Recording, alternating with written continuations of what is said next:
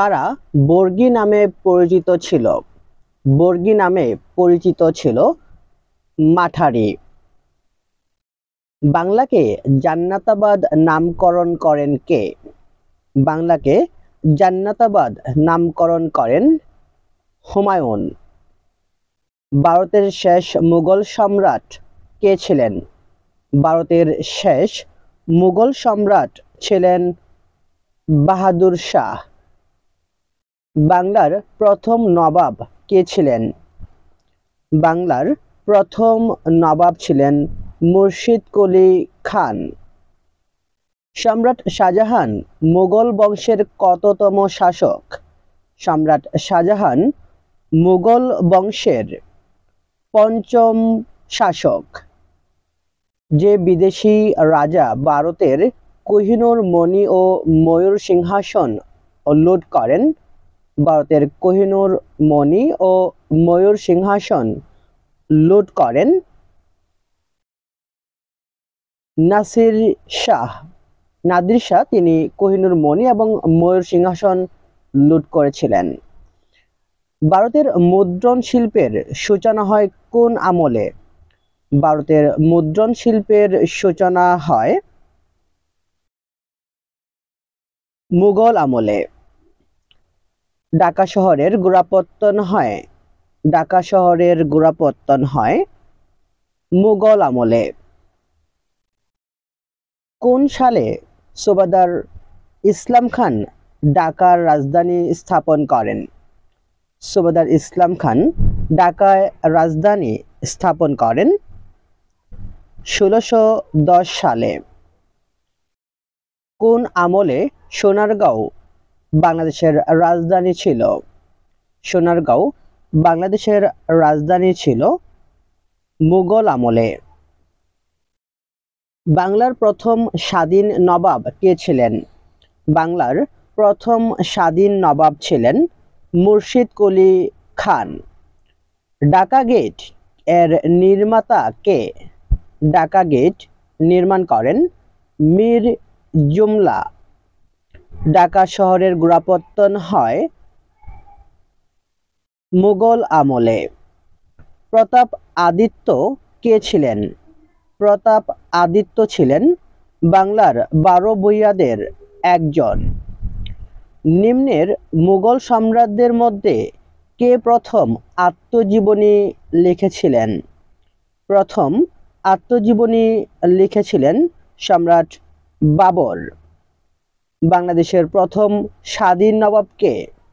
বাংলাদেশের প্রথম স্বাধীন নবাব হলেন মুর্শিদ কুলি খান। ঢাকায় বাংলার রাজধানী স্থাপনের সময় মুঘল সুবাদার কে ছিলেন? মুঘল সুবাদার ছিলেন ইসলাম খান।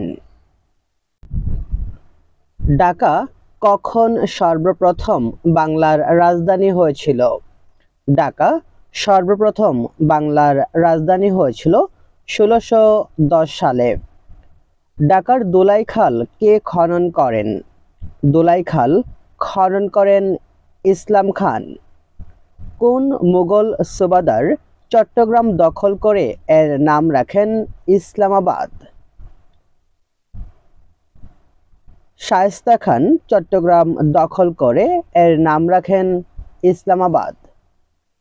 ঢাকার বড় কাটরা ও ছোট কাটরা শহরের নিম্নোক্ত কোন এলাকায় অবস্থিত?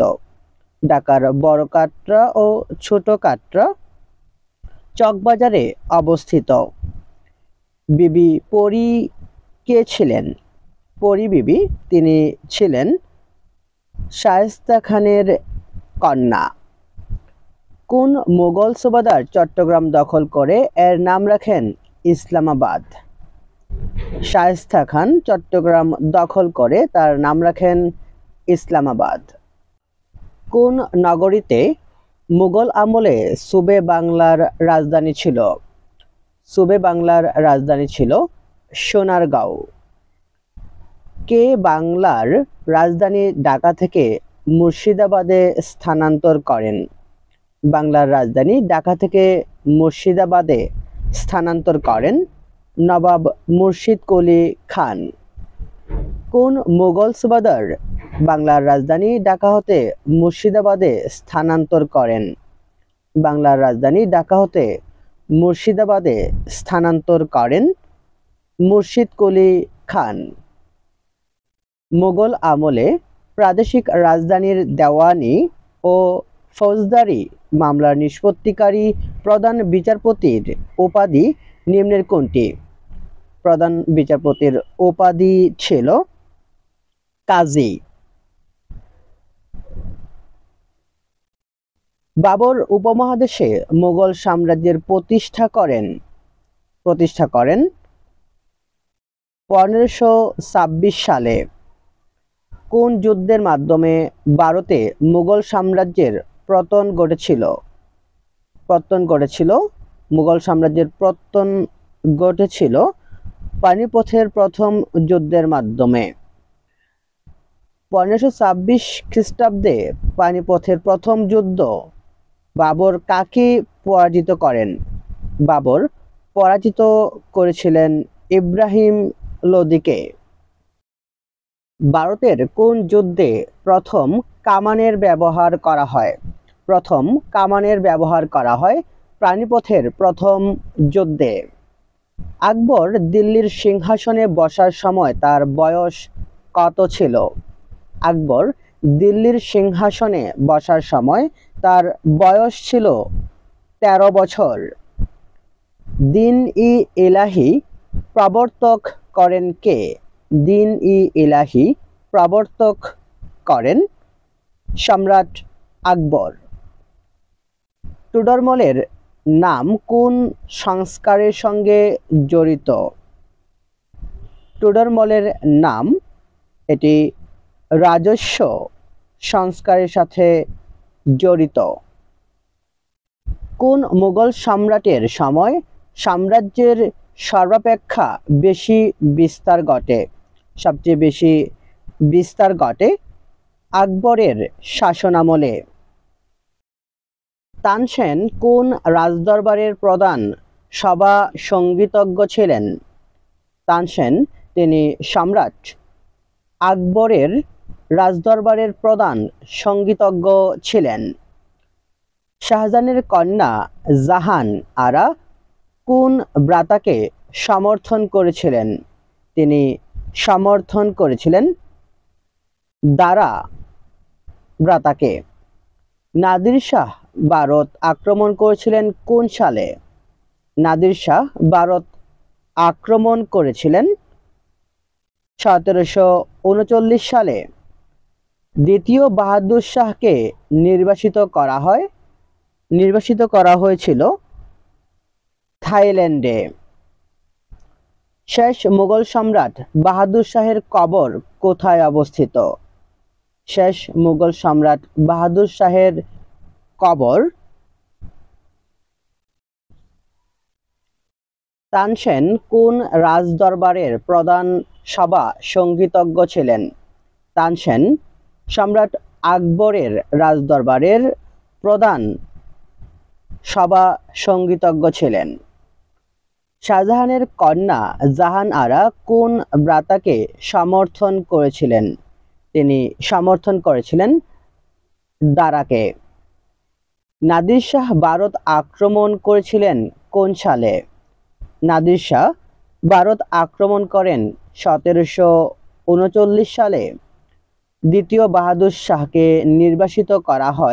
তাকে নির্বাসিত করা হয়েছিল রেঙ্গুনে। শেষ মুঘল সম্রাট বাহাদুর শাহের কবর কোথায় অবস্থিত? শেষ মুঘল সম্রাট বাহাদুর শাহের কবর ইয়াঙ্গুনে অবস্থিত। মুঘল আমলে ঢাকার নাম কি ছিল? মুঘল আমলে ঢাকার নাম ছিল জাহাঙ্গীরনগর। বাংলার প্রথম সুবাদার কে ছিলেন? বাংলার প্রথম সুবাদার ছিলেন মানসিংহ। ঢাকার বিখ্যাত ছোট কাটরা নির্মাণ করেন কে? ঢাকার বিখ্যাত ছোট কাটরা নির্মাণ করেন Shaista Khan. East India company যে মুঘল সম্রাটের কাছ থেকে বাংলার দিওয়ানি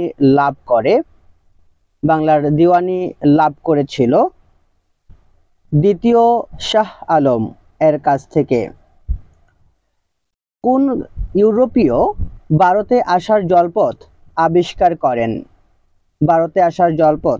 আবিষ্কার করেন? Vasco da Gama. পর্তুগিজ নাবিক ভাস্কো দা গামা কত সালে ভারতে পৌঁছান? তিনি ভারতে পৌঁছান 1498 সালে। দিল্লির কোন সম্রাট বাংলা থেকে পর্তুগিজদের বিতাড়িত করেন? শের শাহ। কত খ্রিস্টাব্দে ইংল্যান্ডে the British east India company স্থাপিত হয়? ইস্ট ইন্ডিয়া কোম্পানি স্থাপিত হয় 1600 সালে। বাংলায় ইউরোপীয় বণিকদের মধ্যে বাণিজ্যের উদ্দেশ্যে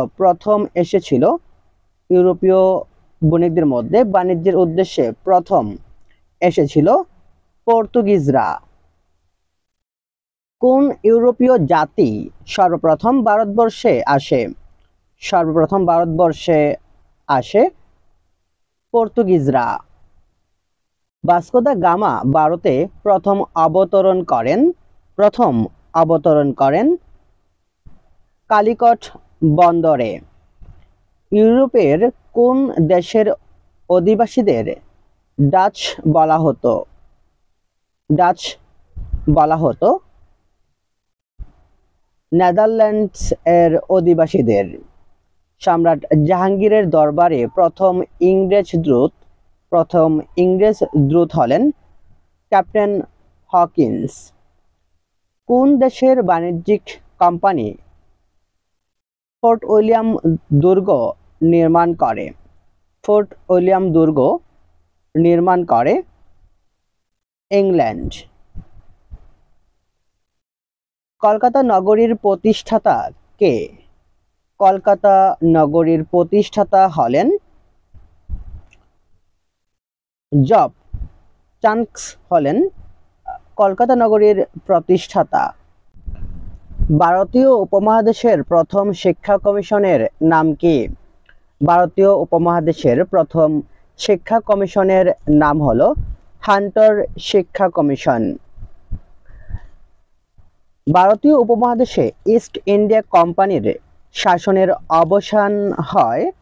অবসান ঘটে 1858 সালে। ঢাকায় 1857 সালে সিপাহী বিদ্রোহের স্মৃতি বিজড়িত স্থান হলো বাহাদুর শাহ পার্ক। ভারতীয় উপমহাদেশে ইস্ট ইন্ডিয়া কোম্পানির শাসনের অবসান হয় কোন সালে?